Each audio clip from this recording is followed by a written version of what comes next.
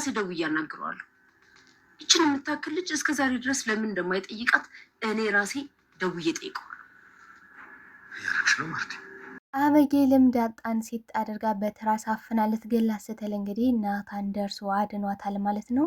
አበጌል ግን ሌላ ታሪክ ውስጥ ገብታለች ብላ በመጪው እንግዲህ እንዲሁም ደግሞ አልጋ ላይ እንደያዘሻቸውም ጭምር ለመናገር እንደፈለገችም ያስታውቅባታል ማለት ነው።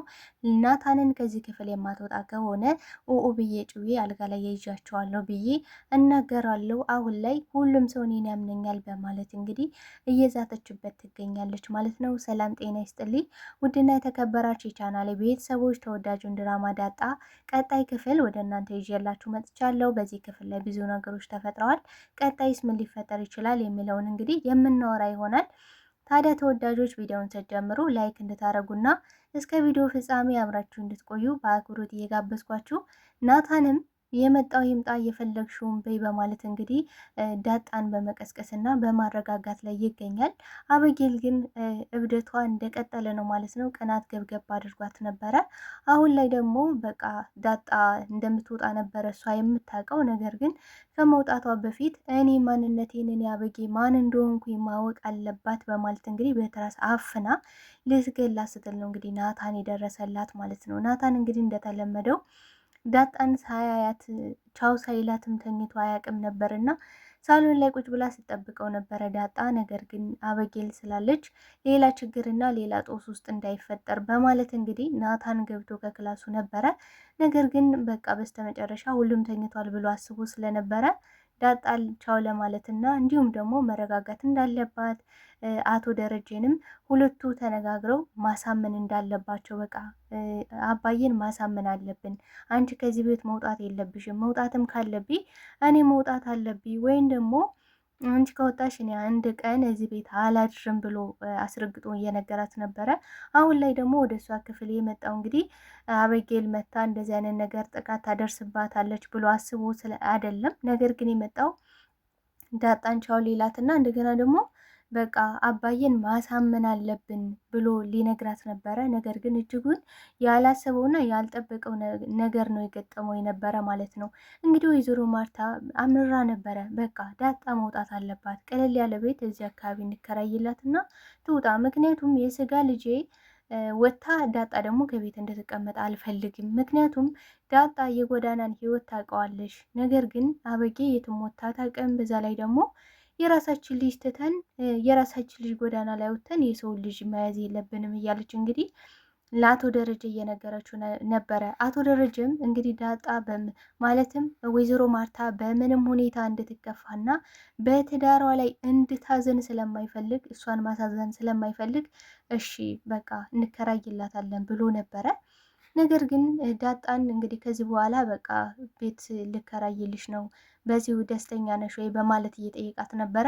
ነገር ግን ዳጣ በጣም አምርራ ነበረ የነገረችው። ምክንያቱም እኔ ሀብትህን ንብረትህን ብዬ አይደለም የመጣው፣ እኔ የመጣሁት ቤትህን ብዬ ሳይሆን አባትነትንና እህቶችን ብዬ ነው፣ ቤተሰብ ናፍቆት እንጂ ጎዳናማ ጎዳና ኑሬበታለሁ፣ የምንም ቤት አያስፈልገኝም በማለት እንግዲህ ስቅስቅ ብላ ስታለቅስ እንግዲህ ደረጀ ወደ ጎዳና ህይወትማ በጭራሽ አታስታውሽኝ፣ ወደዛማ አልመልስሽም፣ ማርታ ያለሽ ትበል እንጂ ከዚህ ቤት በፍጹም እኔ በህይወት እያለው አትውጭም ብሏታል ማለት ነው።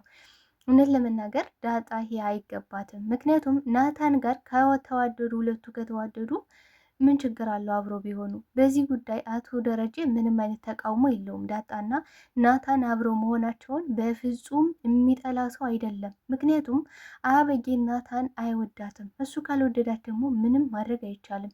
እንግዲህ በተደጋጋሚ አቶ ደረጀ ለወይዘሮ ማርታ እየነገራት ነበረ። ማርቲ በቃ ናታን ሊወዳት ካልቻለ እኛ እጁን ጠምዝዘን የእሷ ማድረግ አንችልም። ወንድ ልጅ ደግሞ ካልወደደ አልወደደም ነው። እሷ ደግሞ በዚህ ቅናቷና በዚህ ባህሪዋ ማንም ሰው አብሯት ሊኖር አይችልም። ምክንያቱም አንዲት ሴት ልጅ ባላ ውጭ አምሽቶ ሲመጣ ምን አጋጠመው ምን ሆኖ ይሆን ብላ የምታስብ እንጂ ከሌላ ሴት ጋር አሸሸ ገዳም እያለ ሊሆን ይችላል ብላ የምታስብ ሴት በጭራሽ ትዳሩን ልትመራው አትችልም እያለ እንግዲህ በተደጋጋሚ ነግሯት ነበረ። ዳጣም ለናታን ሁሉንም ነገር ነግረዋለች ማለት ነው። አባቷ አቶ ደረጀ እንደሆነ እንዲሁም ደግሞ ስለ እናቷ ቀጣይ ሌላ ጊዜ ልትነግረው እንደምትችልም ነግራው ነበረ። ነገር ግን ናታን ሊያምናት አልቻለም ማለት ነው። እስኪ ስለ አባትሽ ንገሪና አባትሽን በስልክም ቢሆን አገናኝና የወደፊት ባሏን ብዬ መተዋወቅ አለብኝ። አንቺም ደግሞ ቤተሰቦችን እያንዳንዳቸውን አስተዋውቅሻለሁ። ምክንያቱም ከዚህ በኋላ አንቺ ጋር በምንም ሁኔታ መለያየት አልፈልግም እያለ እንግዲህ ፍቅሩን እየገለጸላት ነበረ።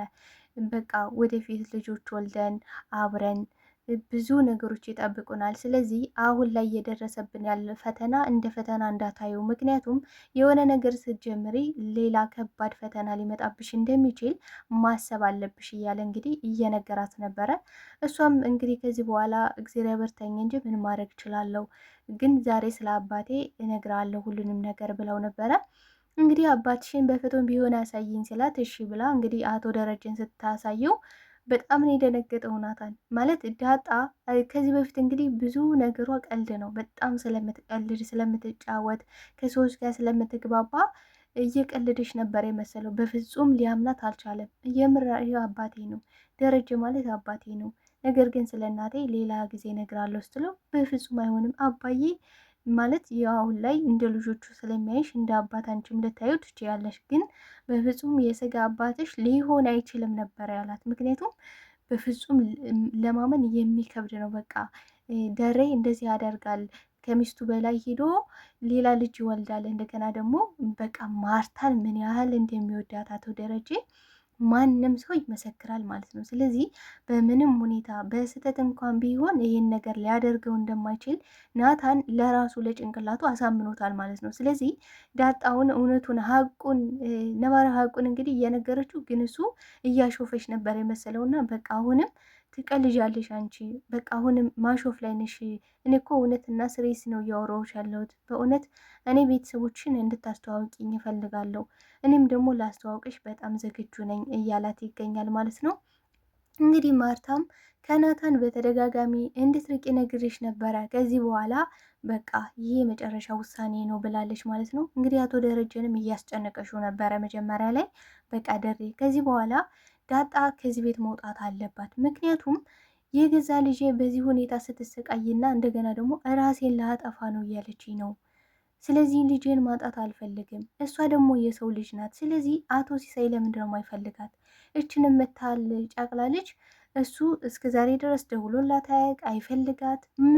ምን እየተካሄደ ነው? ምን እየሆነ ነው ስትለው፣ አይ ማርቲ በፍጹም ዳጣ ያደራ ልጄ ናት፣ ከዚህ ቤት መውጣት አትችልም ብለዋለች ማለት ነው ብሏታል ማለት ነው።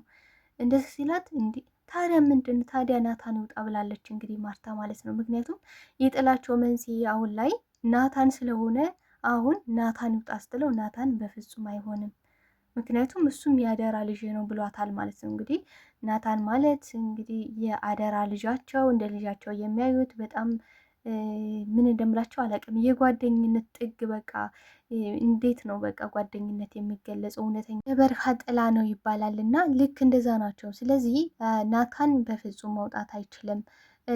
ቢያንስ እንኳን ዳጣ የጎዳናን ህይወት ታውቀዋለች ብላለች እንግዲህ ወይዘሮ ማርታ። በነገራችን ላይ ወይዘሮ ማርታ አሁን እንደዚህ እያለች ያለሽው ዳጣ የደረጀ ልጅ መሆኗን ስለማታውቅ ነው። ምክንያቱም ብታውቅ ኑሮ እንደዚህ በፍጹም አትልም። እንግዲህ በጣም ሲጨናነቅና በጣም ሲጨንቋ አይታ ደሬ እኔ እኮ ላስጨንቅ ፈልጌ አይደለም፣ ግን ደግሞ ልጃችን እንዳናጣ ብዬ ነው። ግን በዚህ እየተቀየምከኝ ነው አይደል? በጣም ደብሮሃል። እንዳስጨነኩ ይገባኛል። በቃ እንደምንም አድርገን እነዚህ ልጆች ቢጣሉም የፈለገ ነገር ቢባባሉም እዚህ ቤት ይቀመጡ በቃ ብላ ነበረ ማለት ነው። ምክንያቱም ልታስጨንቀው አልፈለገችም። በቃ መልካም ሴቶችና መልካም ሚስት አንድ መገለጫዋ ይሄ ነው፣ ባሏን አለማስጨነቅ። ባሏ ሲጨነቅ አይኑን አይታ መረዳት። አሁን እሱ በቃ ከዚህ በኋላ እዚህ ቤት አትወጭም፣ እኔ ያለሁልሽ፣ እኔ በህይወት እስካለው ድረስ ከዚህ ቤት በፍጹም አትወጭም።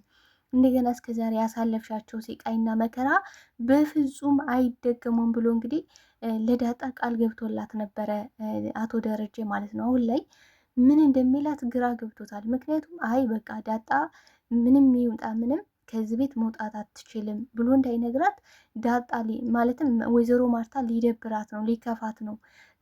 በምንም ሁኔታ ደግሞ ማርታ እንድትከፋ አይፈልግም። እንግዲህ ከዚህ በፊት ምን ብሏታል? ለሰላም ለምታደርጋቸው ነገሮች መጠንቀቅ አለብሽ፣ ምክንያቱም ለሚስቴና ለልጆቼ እያሰብሽ ብሏት ነበረ ማለት ነው። ስለዚህ ማርታ በምንም ሁኔታ መከፋት እንደሌለባት ያውቃል ማለት ነው። ስለዚህ እሷም እንግዲህ አይኑን በማየት ብቻ ተረድተዋለች።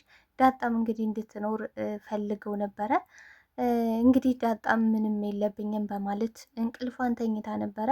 ነገር ግን ወይዘሮ አበጌ በቃ እንቅልፍ የሌላት እንዲሁም ደግሞ ሴራና ክፋት በልባ ውስጥ ያለ እንግዲህ አፍኜ ከኔ እጅማ ማለፍ የለባትም፣ ምክንያቱም በቃ እኔ አበጌ አይደለሁም ብላ ስዝትባት ነበር ከዚህ በፊት። አንቺ ከዚህ ቤት በሰላም ከወጣሽ እኔ አበጌ አይደለሁም እያለች ነበረ። ስለዚህ አሁን ላይ ምንድን ነው ያደረገችው? በቃ ማንም ሳይሰማና ማንም ሳይ በትራሱ አፍኜ እገላታለሁ። ከዛ ጠዋት ሲነሱ ሞታለች። በቃ ከዛም በኋላ ማንም ሰው አይጠይቀኝም ብላ ነው እንግዲህ በአእምሯ ያሰበችው ማለት ነው። ስለዚህ ናታንም እንግዲህ ዳጣ በጣም ተጨንቃ ስለነበረ እወጣለሁ፣ እዚህ ቤት ልሄድ ነው፣ በቃ አለቀልኝ፣ በቃ ከዚህ ቤት የነበረ ብቸኛ ተስፋ እዚህ ቤት መሆን ነው። እዚህ ቤት ከወጣው ለእኔ ምን ማለት እንደሆነ ይሄ ቤት አንተ አልገባህም እያለች እንግዲህ እውነታውን እየነገረችው ነበረ ለናታን። አሁን ላይ በጣም እንደጨነቃት ስለገባው በቃ አባዬን እናሳምነዋለን ለሁለት፣ እኔም እነግረዋለሁ አንቺም ትነግረዋለች። ስለዚህ አባዬ እንደምንም ብለን ካሳመን ነው። አባዬ ከነገራት ደግሞ እማዬ ምንም ነገር አትልም፣ ምንም አትልም፣ ምንም ችግር የለባትም ብሎ እንግዲህ ናታን ሊነግራት ነበረ እንግዲህ ወደ ክላሷ የመጣው። ነገር ግን ሲመጣ እጅጉን ያላሰበው ያልጠበቀው ነገር ነው የተፈጠረው። እንግዲህ አበጌል በትራሱ አፍናት እንግዲህ እያቃቃታት ነው፣ ዳጣ እያቃቃታት ነው። እንግዲህ ናታን የመጣው ሲመጣ በጣም ነበር የደነገጠው። አባዬ ብሎ ነው የጮኸው። ምክንያቱም ይሄን ነገር አሁን ላይ ናታን ካልተናገረና ማስቆም ካልቻለ ቀጣይ ምን ሊፈጠርና ምን ልታደርግ እንደምትችል በጣም ከባድ ነው። ምክንያቱም ይሄ ማለት ይሄ እንደ ቀላል የሚታይ ወይም ደግሞ ችግር የለውም፣ ይሄ ተጣልተው ነው። ሰዎች ይጣላሉ አይደለ? የሆነ ይጣላሉ፣ እንደገና ደግሞ ይታረቃሉ። ምንም ኖርማል ነው፣ ይሄ ምንም ችግር የለውም። ግን ደግሞ እስከ ህይወት ማጥፋት ድረስ እንግዲህ አበጌ ያሰበችው ሀሳብ በጣም በቃ ትልቅ መስቴክ ነው እና ናታንም ሲጣራ እረፍ ናታን ነው ያለችው ማለት ነው። እረፍ፣ ምክንያቱም የማታርፍ ከሆነ አባዬና እማዬ ሲመጡ አልጋ ላይ ያስኳችሁ ብዬ ብዬ ጨዋለሁ። ምክንያቱም አሁን ላይ እናቴ እኔን ታምነኛለሽ፣ አባዬም እኔን አምኖኛል። ምክንያቱም ደግሞ ስላመኑኝ ነው ዳጣን ከዚህ ቤት እናስወጣታለን ብለው የወሰኑት። ስለዚህ እሷ እኮ ጠዋት ልትወጣ ነው፣ እኔ ተዋታለሁ፣ እሷ ደግሞ ጠዋት እዚህ ቤት ምንቀር ብላ ትወጣልኛለሽ። ስለዚህ አትናገር፣ እረፍ እያለችው ነበረ። ነገር ግን ናታን የግዴታ ማድረግ አለበት ይሄን፣ ምክንያቱም ለሱም በጣም አስጊና አሳሳቢ ነው። ምክንያቱም ምን ብለዋለች እንግዲህ ናታንን የኔ መሆን ካልቻልክ የማን መሆን አትችልም ብላ በተደጋጋሚ እየዛተችበት ነበረ። ማለት እኔ የምለው ግን ማለት ነው ፍቅር በግዴታ ነው እንዴ? ፍቅር ወዶ ነው? እሺ እንደው ዝም ብሎ እንኳን እሺ አሳዝነው እሷ ስለወደደችው ስላፈቀረችው እሷ ጋር ቢሆን እንዴት ነው አብረው መኖር የምችለው? ማለት ፍቅር ያልሰጣትን ሰው ፍቅር ማለት እኮ ሰጥቶ መቀበል ነው አይደለ እንዴ? ማለት ያለ ቅድመ ሁኔታ የሚወደን ፈጣሪ ብቻ ነው። የሰው ልጅ ግን ሰጥቶ መቀበልን ይፈልጋል።